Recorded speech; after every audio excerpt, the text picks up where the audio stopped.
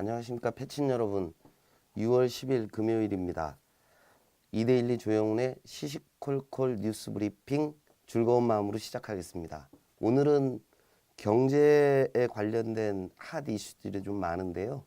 제 나름의 시각을 담아서 말씀을 올려보겠습니다.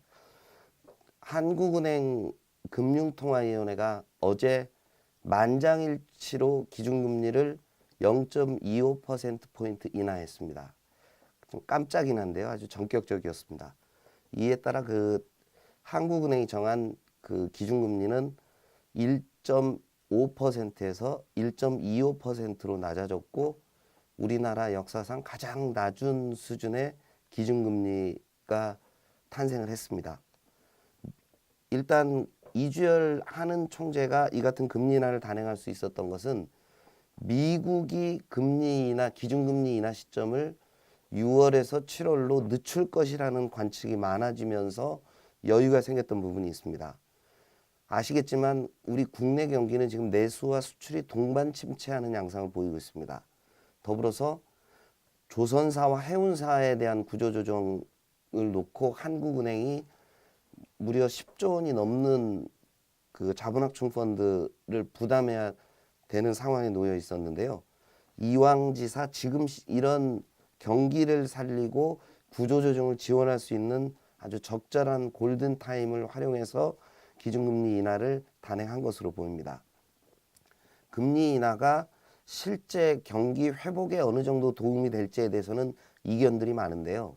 정부가 재정집행을 병행해서 실제로 소비가 살아날 수 있도록 연결하는 것들이 중요하다는 게 전문가들의 시각입니다.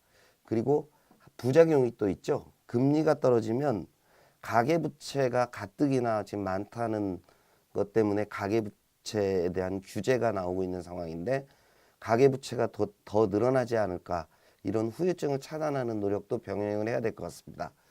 일단 그 금융계 전문가들은 하느니 한 번 정도 더 금리를 내릴지 고민할 것이다. 이런 의견들을 내놓고 있습니다. 두 번째 소식은 현대상선이 용선료 인하 협상을 성공적으로 타결해서 오늘 발표한다는 소식입니다. 현대상선이 그 외국계 22개 선사에 대해서 3년 6개월간 선박 임차료로 내고 있는 용선료 2조 3천억 원 중에 5,400억 원 정도를 낮추는 협상에 성공했다는 내용인데요. 이미 양해각서를 체결했다고 합니다. 다만 이 조건을 좀 보면 낮춘 용선료의 절반은 주식으로 지급을 하고 통상 이런 경우에 발행되는 주식에 대해서는 보호예수 조치, 즉 투자자 보호를 위해서 매각 시점을 조절하도록 해놓는데 그 조항이 없을 것이다. 선주들이 즉시 현금화할 가능성이 있다는 거고요. 나머지 절반은 2022년까지 5년간 나눠서 지급한다는 내용입니다. 정확하게 얘기하면 용선료의 실제 인하폭은 더 낮아지는 셈입니다. 다만 현대상선 입장에서는 지금 당장 경영에 부담이 될 정도의 용선료를 미뤘다는 점에서 굉장히 의미 있는 행보고요. 채권은행들과 용선료 협상이 타결되어야만 그 앞으로 적극적인 지원을 해주겠다는 전제 조건이었기 때문에 이 문제가 해결이 된 걸로 보여집니다. 미담이 또 하나 있는데요. 현재웅은 현대그룹 회장은 이미 현대상선에 대한 경영권을 포기를 했습니다. 근데 현 회장이 예아로퍼 조디악 회장에게 직접 이메일을 보내서 본인은 경영권을 놓고 떠나지만 현대상선을 도와달라고 호소했던 것이 이번 용선료 협상 타결의 결정적인 그 승부처가 됐다고 합니다. 현 회장이 그 정말 국민들에게 다소나마 뭐 부담이나 짐이 있었다면 상당 부분을 덜어낼 수 있는 용기 있는 그런 행동이었다고 보여집니다.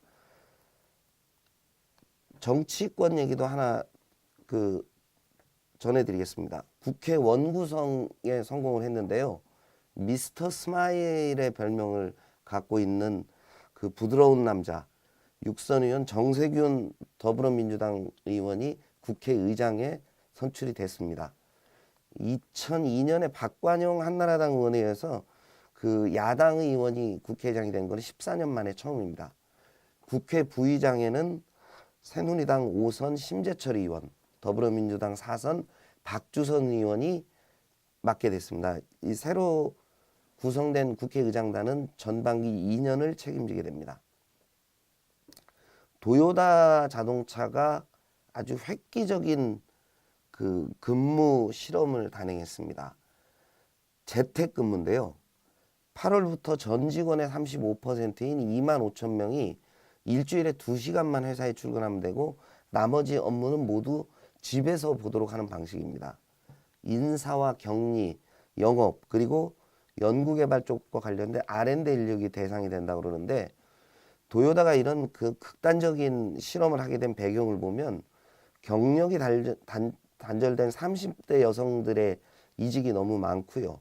그리고 일본 같은 우리보다 먼저 고령화가 시작된 일본에서는 부모 간병을 위해서 퇴직하는 인력이 많다고 합니다. 그래서 이런 인력들의 이탈을 막기 위한 고육지책인데요. 다만 이런 실험이 상당히 시사하는 점이 많을 걸로 보여집니다.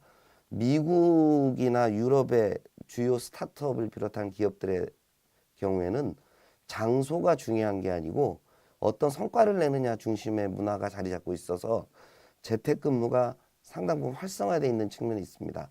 도요타의 실험을 보면서 우리도 관련한 시도들을 해보는 게 어떨까 기업에서 고민이 필요할 것 같습니다. 대기업 규제, 카카오가 대기업이냐에 대한 논란이 있었습니다. 정부가 대기업의 기준을 자산규모 5조 원에서 10조 원으로 완화했습니다.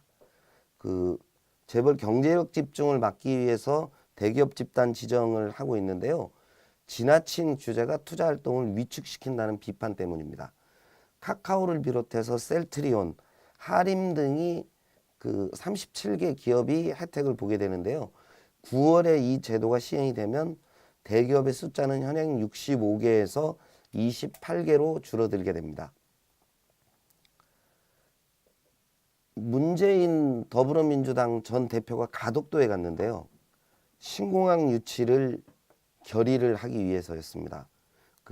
현재 영남권 신공항 심사는 가덕도와 밀양을 놓고 실사가 진행 중인데요. 문재인 대표가 더불어민주당 부산시 의원 5명과 함께 신공항 대책본부를 만들고 가덕도 유치 운동을 하는데 지원 사격을 나서자 대구의 김부겸 의원은 공항 문제에 정치인이 개입하면 안 된다고 일침을 가했습니다. 과연 어느 쪽이 신공항을 유치하는 지역이 될지 발표가 되더라도 후유증이 만만치 않을 것 같습니다. 국민의당도 지금 검찰 수사를 갑자기 받는 상황에 봉착을 했습니다. 박선숙, 김수미 의원이 2억 원대 리베이트를 받아서 정치자금법을 위반했다는 혐의인데요.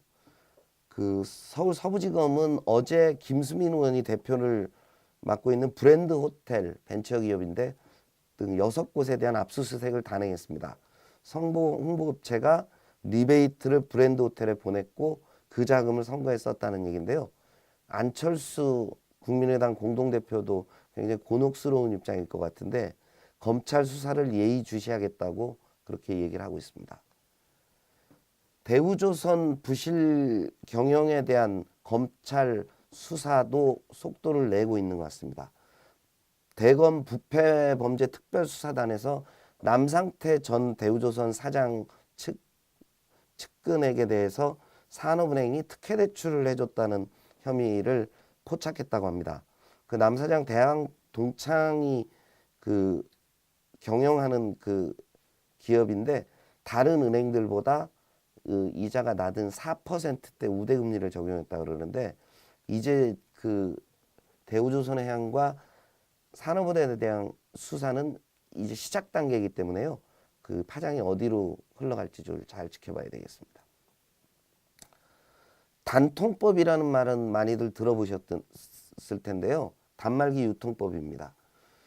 단말기 유통법이 시행이 되면서 공짜폰이 사라졌다는 얘기를 많이 했는데 이 단말기 유통법을 손을 본다고 합니다. 지원금 상한제를 사실상 폐지하는 건데요. 현재까지는 방송통신위원회가 정하는 25만 원에서 35만 원 사이에 지원금을 상한선으로 정하고 있었는데 단말기 출고 가격으로 변경한다고 합니다. 이 경우에 사실상 최신 스마트폰에 대해서도 공짜폰으로 사용하는 경우가 나올 수 있다는 얘기인데요.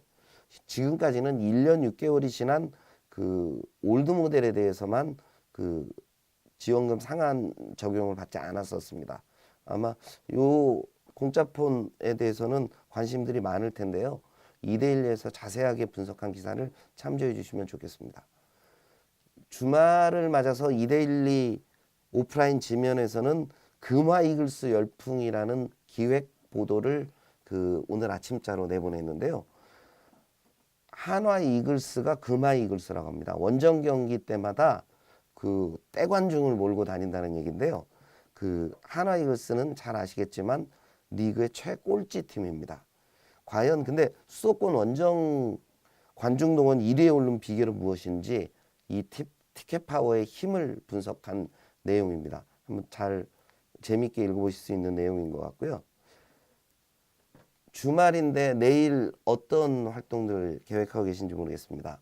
저는 일단 덕수궁 미술관에 이중섭을 만나러 갈 생각입니다. 10시에 그 뭐 미술관이 개관한다고 그러니까요. 9시 반쯤 좀 일찍 나가서 덕수궁도 바라보고 이중섭 그림도 보면서 그 즐거운 주말을 보낼 계획인데요. 가족과 함께 친지와 함께 즐거운 주말 되시기 바라면서 다음 주에 다시 찾아뵙도록 하겠습니다. 시시콜콜 뉴스 브리핑 마칩니다. 감사합니다.